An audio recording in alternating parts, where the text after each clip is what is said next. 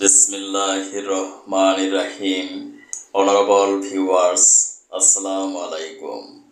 বিশ্বের যে প্রান্ত থেকে অনলাইনে আমার আজকের সংবাদ শিরোনাম অনুষ্ঠানটি দেখছেন, ডাক্তার Kazi Delwar digital biopathy medical college and হসপিটালের পক্ষ থেকে ফেসবুকে ই ক্লিনিক টিভি এবং ইউটিউবে doctor Delwar's live clinic TV চ্যানেলের সকল দর্শক শ্রোতাদেরকে জানাচ্ছি আন্তরিক অভিনন্দন।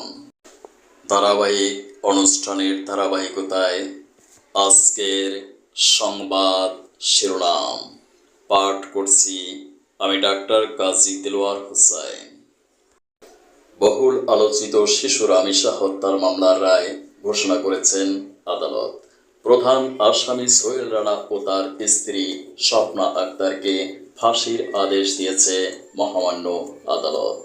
আসামিদের উপযুক্ত সাজা না হলে ব্যর্থ হবে আদালত, এ মন্তব্য করেছেন বিচারক।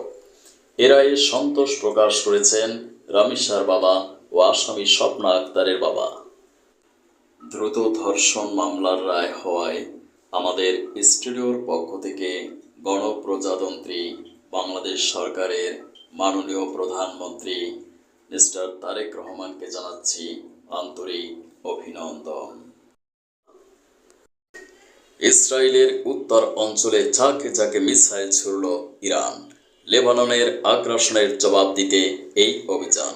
তেল আবিব জানিয়েছে তারা মিসাইলকে প্রতিহত করতে পেরেছে। আগামী জাতীয় বাজেটে সামাজিক নিরাপত্তা জোরদার দিবে সরকার। বাড়ছে সুবিধাভোগী ও বরাদ্দের পরিমাণ।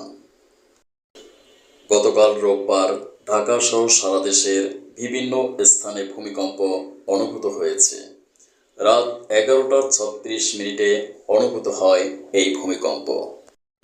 সম্মানিত দর্শক শ্রোতা, ভিডিওটি ভালো লাগলে নিয়মিত আমার চ্যানেলে অনুষ্ঠান দেখুন। লাইক, শেয়ার, কমেন্ট ও সাবস্ক্রাইব করে আমাকে উৎসাহিত করুন।